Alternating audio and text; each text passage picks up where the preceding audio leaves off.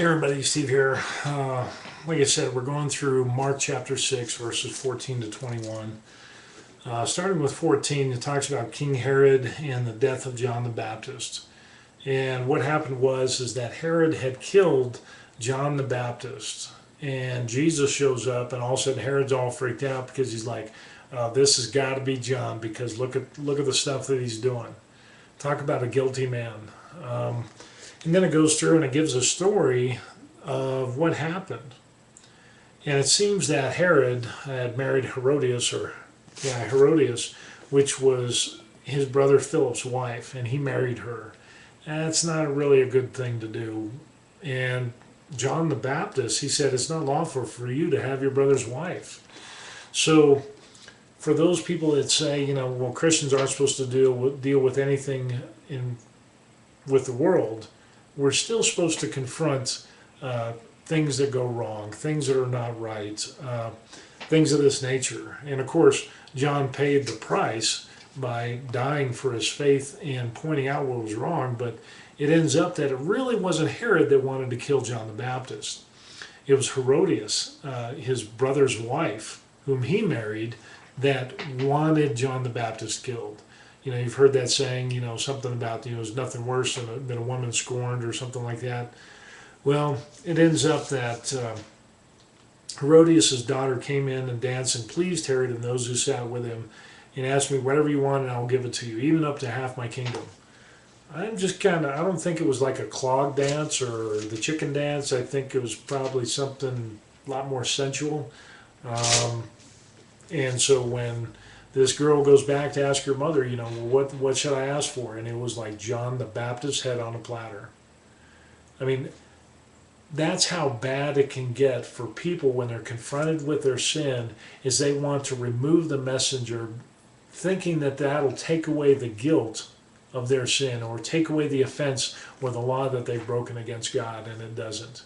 If you do, people don't like me because I go through this and point out things that God's word says. And people have blocked me and banned me and talked bad about me, whatever. I don't really care.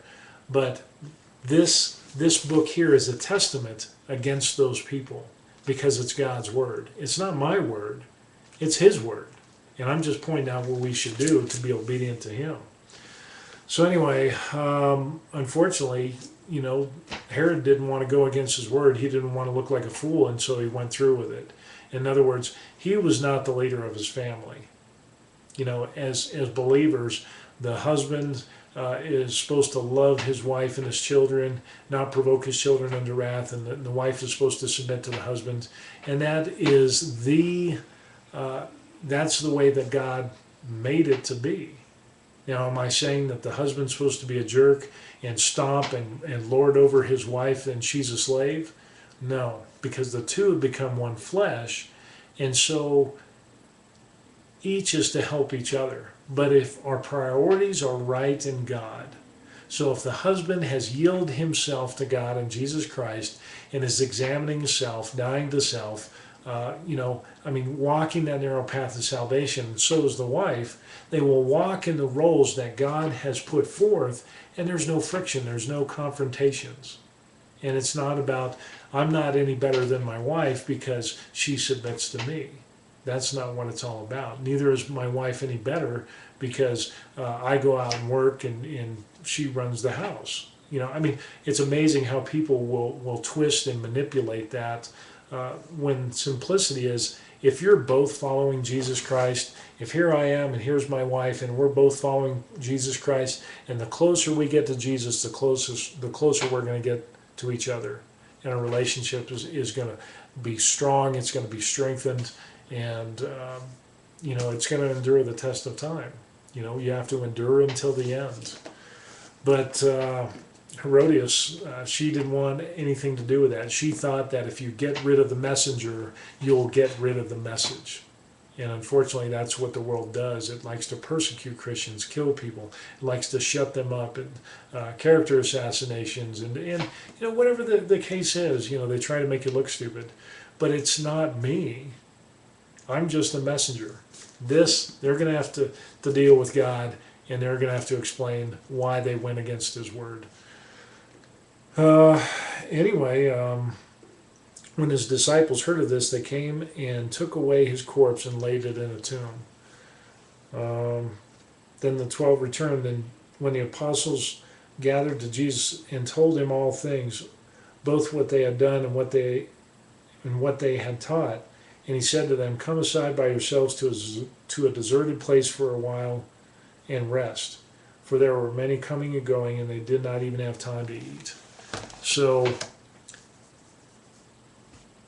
that's something that we need to look at today as believers, especially if you're a pastor, an elder, a deacon, an evangelist, a so-called prophet, or whatever ministry that you're in. There needs to be a time. Don't fill your hours 24 hours a day with the work of the ministry. There needs to be that time of where you need to get away, just like Jesus told his disciples, come aside by yourselves to a deserted place and rest a while. Jesus went out into the wilderness and prayed to the Father many times. And there was times that, he wanted to be with the crowds ministering, but he still had to have that relationship with God. And that's how we're supposed to have it. We're supposed to have the relationship with Jesus Christ. And we need to take time to rest. And Jesus is our rest. And that's how we get our rest. That's how he gives us peace that passes all understanding. That's how we can cast all our cares on him, because he cares for us. And we can only do that by having that relationship with him. So anyway, that's Mark chapter 6, verses 14 to 31, and it's getting late, and I got to work tomorrow. So anyway, Lord willing, we'll hit the next part and go on from there. Take care. God bless. Peace.